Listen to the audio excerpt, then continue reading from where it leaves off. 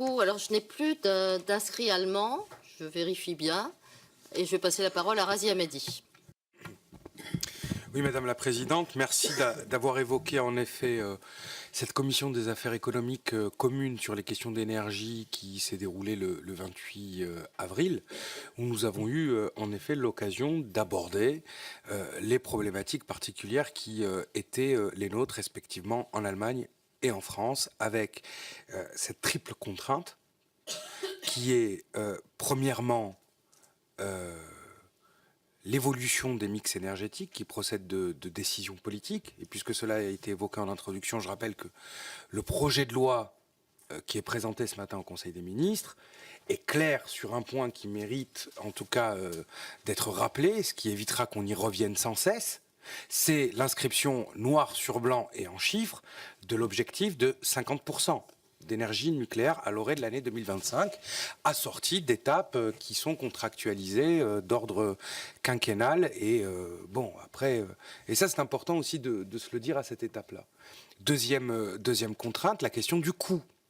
Aujourd'hui, en Allemagne, on a une augmentation vertigineuse du prix de l'énergie qui est principalement payée par les consommateurs, puisqu'en même temps, il y a un arbitrage qui vise à procéder à un prix bas pour l'industrie.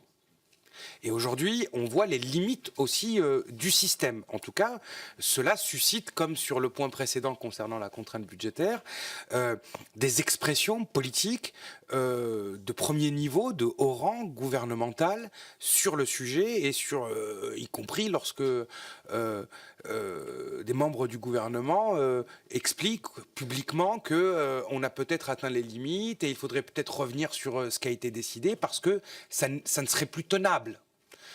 Troisième critère, le critère évidemment écologique et de réduction des émissions de CO2. Mais à la limite, là, on peut considérer qu'évidemment, il y a une période transitoire où à partir du moment où la décision de quitter le nucléaire se fait, il y a une émission en CO2 qui est plus importante.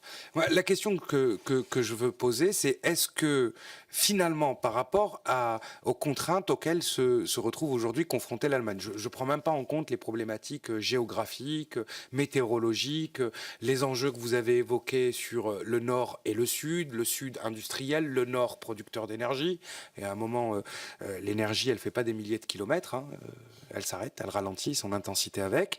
Est-ce que vous ne pensez pas qu'une stratégie énergétique est une impasse à l'échelle nationale à partir du moment où on entame une transition, c'est-à-dire un mix énergétique nouveau qui prend en compte l'impératif écologique, l'efficacité énergétique, la réduction de la part du nucléaire.